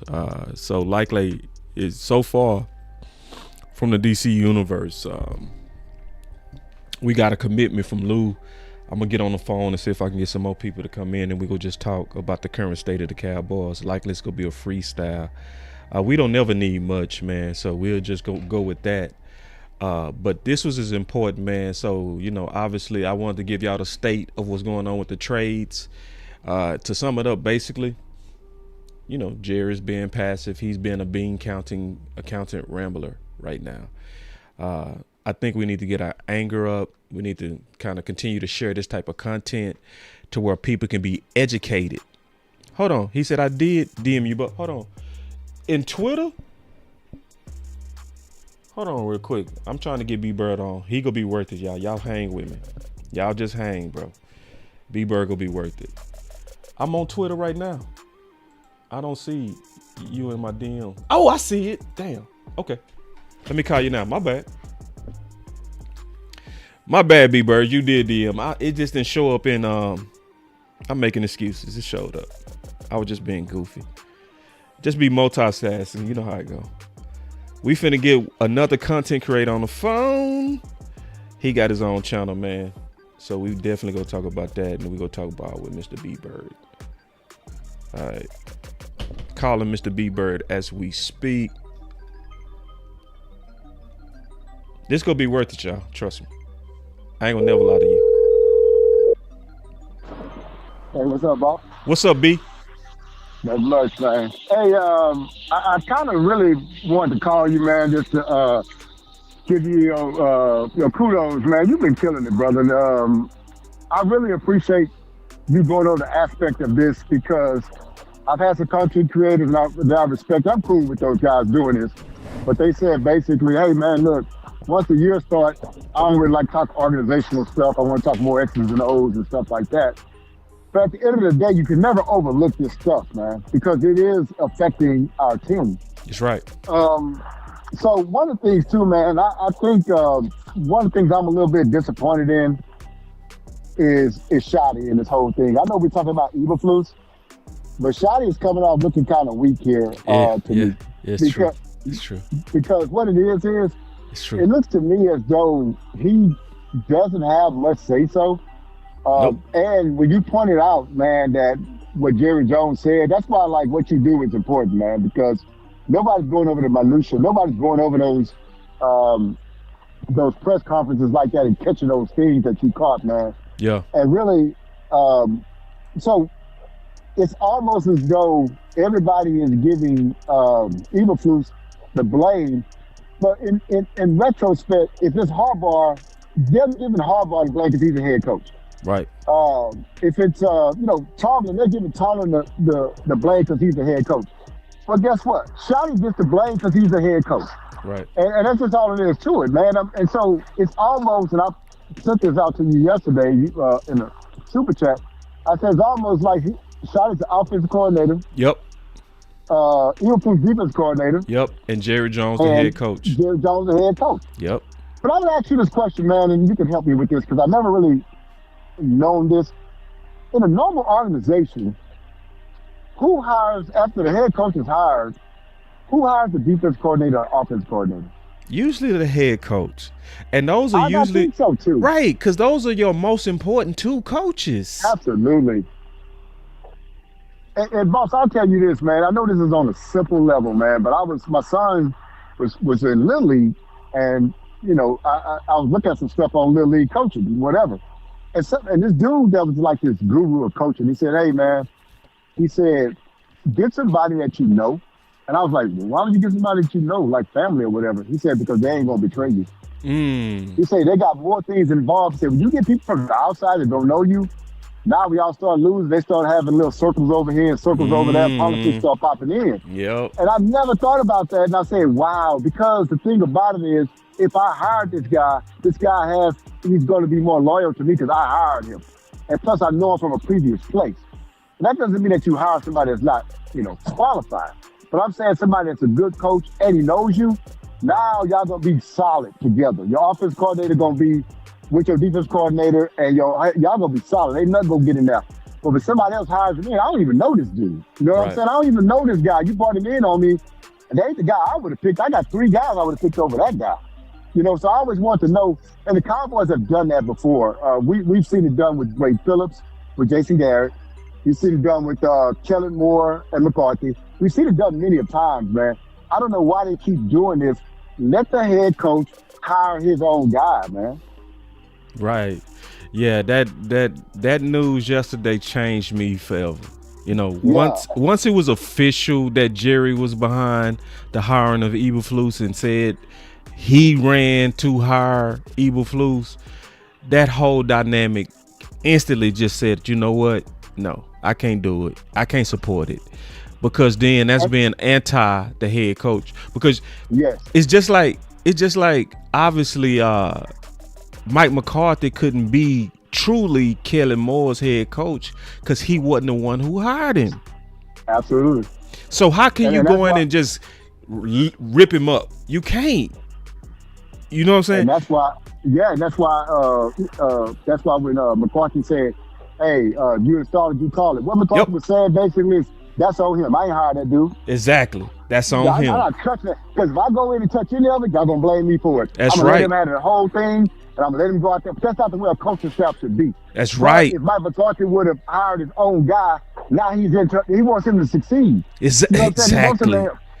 And also, that guy's going to do what Mike McCarthy said. Yes. Remember Mike McCarthy, I'm not saying remember, but because you're the one that put it out there, Mike McCarthy had to go politic through the media. Yep. About how the option routes. Things to go option routes. Yep. He had the politics. Why? He had the politics. politics. I can't go to this dude. That's right. This dude got as much power in his organization as I got. Why? Because the owner hired him like he hired me. That's right. You know what I'm saying? And that's the way that thing is. And I'm not going to keep you long, man, because it's something else I want to talk to you about. Yeah. That waiting on a phone call, you know what that is? Cheat. That ain't number. That's entitlement. Yeah. The reason why I say that is because San Francisco was out there calling because their GM got to keep their job. You entitled because you ain't got to go out there and keep your damn job. Mm-hmm. But the thing is that while you're waiting on Raiders to call you or Cincinnati to call you, they got people already calling. You trying to make the best deal. We trying to get the best player. That's right. We don't give a damn about the deal, man. We'll figure that stuff out later on. You already got Matt Carter signed for 3 years. Go get that dude over here. He's good for now and 3 years in the future. Thank you. All that old and let's F them picks, like you said, man. Man, absolutely. If I see a dude on Twitter saying, "Man, we gotta keep our four," I'm blocking you. Because the thing is, the reason why is because of this. When will it be now? We always building for the future. The future is now. People like the future because it make them feel better about, later on it makes you feel better. But all the Jones is going to do is sell you the future. I want, what about the present? When they going to sell us the present? They've been selling the future about fourth. We got fourth picks. I don't give a damn about that. Those picks, you don't know what they're going to be. They're going to be Miles Smith, man. You know what I'm saying? You don't know what those picks going to be. And so, man, go get a proven player. We need proven players in here. Our quarterback is in his prime, man. You can't wait on those 4 draft picks to mature. That's going to be in 2029. 2029. Yeah, I'm saying, not Dak Prescott.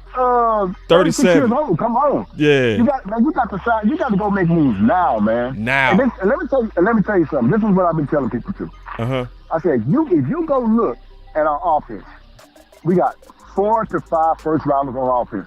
How many we got on defense?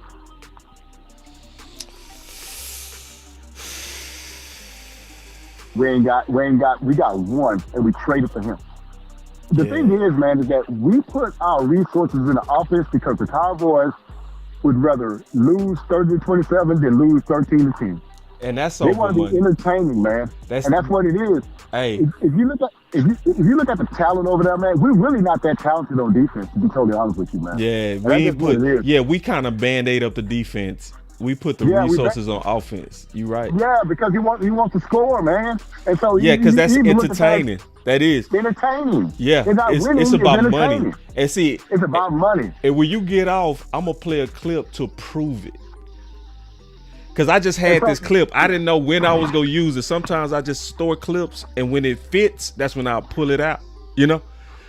So I have this for Fluke though. This is for Fluke's side, right? Mm-hmm.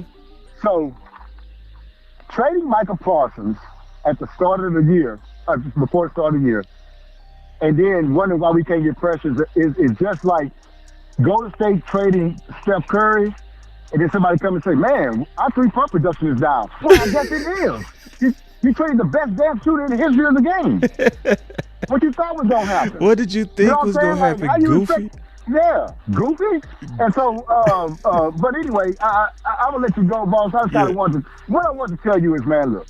Yeah. What you're doing now is so important, man. And I saw that Twitter thing where that guy got back to you on that, right? And that how you gonna have that as your handle and then get mad when somebody talk about that? Yeah. Right? You know what that is. So I absolutely know what it is. Yeah. And so and look, and let me tell you something. I got a channel, and I don't give a damn. I'm like you. If I smell something, I'm gonna talk about it. Yep. And you ain't got to follow. You can unfollow me. You can do whatever the hell you want to do. Yep. But if I see something, hey, guess what? Let me show you the system. Yep. That's why I'm pushing Max Crosby, because guess what? They always like they like a certain face on defense. Yeah. That's why Sanborn here. Yeah. That's why LBE was here over what's his name? The one you pointed out the other day is at the Washington. Wagner. That's why LBE got picked over Wagner. They want to represent. They want that representation over there on that side of the ball. And so, hey, guess what? I want production and representation. For them. And so that would work. Give me both. Give me representation and what you want. I'll meet you in the middle. Let's do that. That's right. Hey, look here, man. I'm gonna let you go, man. Great show, but what I want to tell you, man, I'm gonna keep encouraging you because this is what it is, man. This is it. If we can't get this to change, it don't matter what kind of players we get in here, y'all. Yeah, we wasting our time. We gotta get the mindset to change up and down. Yeah, that's why we can't just focus on football. They can't. I would never be that. Oh Lord, I'll just focus on football. Well, you're not really focusing on trying to solve a problem. That's being a glorified scouting report. But let me ask you a question, man. So I would ask you this: do you think our culture is soft or tough? Soft. Why would you go get a player-friendly coach? Right. A player-friendly coach is for when you got already a tough organization, and now you bring in somebody to lighten it up a little bit because the other guy was already too tough on them. Yeah. But we need a kick-ass coach, man. Yeah, I agree. Especially on D. And let me amend that a little bit. I think our offense show no more toughness than our defense, and that's sad. That should never be the case. That should never be the case. But let me tell you something. When you think about the tough teams, the hard-nosed teams in the NFL in your lifetime, they've been hard-nosed because of the defense. They've never been hard-nosed because of the offense. That's right. And what I'm trying to say here is this. But the reason why Jerry will not, because player-friendly coaches are usually not those alpha dudes, man. They're usually those kind of guys that go along and get along. Yep. Well, guess what? That's good for the front office to work with them so they could do whatever they want to do. Facts. So if you go get the only 2 times they've had type A kickbutt coaches was Jimmy Johnson and Bill Parcells. That's right. And guess what? They grabbed the culture and they changed the culture. That's right. You can't have a soft culture and bring in a soft coach and think you're gonna get hard. That just don't happen, man. Nope. It don't happen. You gotta, some of this stuff is accountability, dude. You gotta make these players accountable. And I'm gonna tell you this before, and I'm gonna get off. The thing that Jimmy Johnson did was hold every player accountable, so every player played between 95% of their capabilities. They hustled every play. Why? Because I'm gonna sit your ass down. That's right. Or I got somebody else who want to play. If you're gonna keep out that making mistakes, you're gonna be on the bench. Right. That means that you're gonna eventually be cut and your paycheck gonna be gone. That's right. So what you gonna do? And that's what you gotta do to these dudes, man. And so what I'm saying is, you don't need, that's why right now, man, I'm on Shotty. Dude, you gotta step up with this. You gotta stand out and say something. Your room ain't just an offensive room. Your room is his whole damn team. That's right. So when he fails, you fail. I look That's at right. you. And man, let me tell you Yeah. something, man. If something goes on in my house, they don't go look at my son. It's on me. I failed. Nobody go look at my wife. I failed. I am the point. And You know I'm the gonna take sad part responsibility though, for that. B-Bird, is Yeah. when you do that, you go shorten your career in Dallas. You got to win it all. And likely, even if you win it all, you go still shorten your career. Because I was going through that yesterday. The men that push back, they have short lives here. Like Well, they don't get Zimmer. hired here. They don't get hired here. Yeah, don't get hired. This ain't the place for, if you want to be a real man, or if you okay with co-coaching with Jerry, take the job. That's right. But you if see you what kind of want dudes to take the establish your own, say no to Dallas. You see what kind of guys take the job though, right? Yeah. So when have we had to fight the other teams to hire a coach? Right. We had to bid against other teams. We don't get that. We get dudes like Pookie was. I do anything for you. You know what I'm saying, that movie. We get dudes that want a job. They'll do anything for a job. But Right. once you're in that position that you do anything for a job, now you're gonna take on Kellen Moore. When you're offensive coordinator, offensive play caller, you're gonna take on a play caller that you never worked with. Right. Now you're gonna take on the fact that Garrett got hired as offensive coordinator before you did as a doggone head coach. Facts. You shouldn't be doing that. Y'all should pass this thing up. But guess what? Alpha, real live head coaches and hardballs and stuff like that, they ain't taking that stuff. That's No. why they say they'll never coach here. No. Why? I can't coach under that crap. Nope. I got too much manhood for that. Yeah. But look here, man. My I'm gonna let goal's you go, too big brother. for that. Yeah, I appreciate you, man, giving me this time too, man. Oh no, man, plug your channel. Oh yeah, it's B-Bird Cowboys, man. I actually gonna do a show tonight with Fast Cast. So yeah, y'all tune in tonight, man. B-Bird Cowboy. I'm gonna be checking out, subscribe, like all that stuff, man. We're gonna have a show tonight at 6:30. So I'll be putting it out there. If y'all want to chime in, I definitely appreciate it, man. We're gonna have a good show tonight, and I'll see y'all in, man. I appreciate you letting me plug it, brother. Always. All right, B-Bird. All right, take it easy. Okay, Yeah. my brother. B-Bird, I told you it was gonna be worth it, man. B-Bird go hard. My boy with a super chat said Dak MVP season. He said, question: if Matt Eberflus hired his coaching staff, who hired White Cotton DT coach? He probably did. It probably was him. And the reason why I would still want him as the defensive coordinator, because it's to be Bird's point. You need a certain presence. My dog crazy. Man, get off my foot. You need a certain presence, and that way you don't have games like what we just saw with Carolina, where you see tight ends knocking defensive ends off the ball, and you seeing Clark getting washed away, and you seeing that was all effort. That had nothing to do with scheme. And so, in my opinion, I need a leader of men, and I need a guy that has a presence and a track record of being able to be very demanding. This is what Coach Marv would say. We need a demanding coach. So I'm more so looking at your presence, and I'm looking at your background, showcasing you're a no-nonsense guy, and that's White Cotton. I wouldn't even be installing him as the DC for his schematic ability. I would more so be wanting to have a certain presence over my defense. Schematically, we would have to do something else, So, and that's where you can get the special teams coach to probably be the passing game coordinator, which he was the defensive coordinator at San Fran. It's ways to make this stuff work and get rid of the Trojan horse. But I'm all the way for getting rid of the Trojan horse. I want to play this one clip on B Bird real quick because he brought it up. It's Jerry's commitment to offense. Listen. Jerry, a lot of stats are coming out kind of lining up this defense with some of the worst in the history of the franchise of Mike Nolan and Rob Ryan and Monty Kiffin. Is this defense? I'm giving y'all bonus here. This is bonus content. Nobody else talking about this. Giving you totally different vibes of what those were? No, I remember all those defenses. If you look back, those coaches, Monty Kiffin's recognized one of the best defensive coaches in football. And you can go on through those names, and you'll see them. They all had their days. I'm not going to name names, but you can keep going with really outstanding defensive coaches. Let me say this. Defensive coaching in the NFL, it is an all-day sucker because this league makes its rules, and this league pushes toward offense. He said the league pushes for an offense. Now watch this part. And that's good. I love that. And I love the game because of that. See? So he loves that because of the business side of that. He say the league pushes for offense. Why? Because fans want to see that. Why do you think the pass interference rules are the way that it's so cushy? Because that's what they like. People like excitement. People don't like fundamental football. So him building this team, why do you think he put all those resources on the offense? To B Bird's point.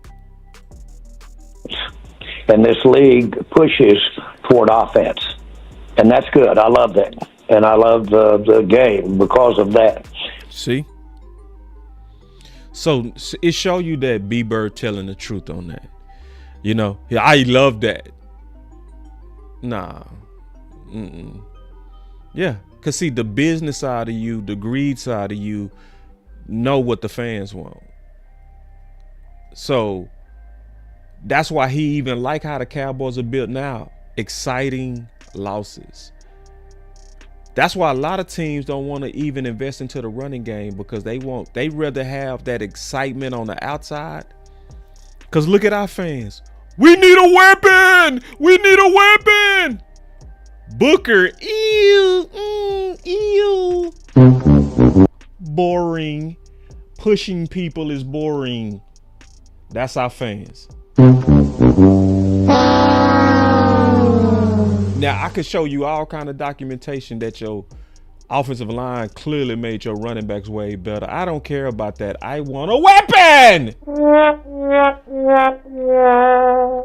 So anyway, let me get back on point. The point is this. We got to get to work. We're getting closer to the trade deadline, and your owner is being passive.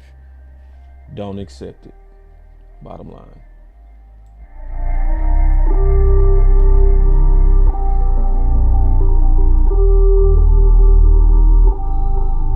Get on Twitter. Let's get to work.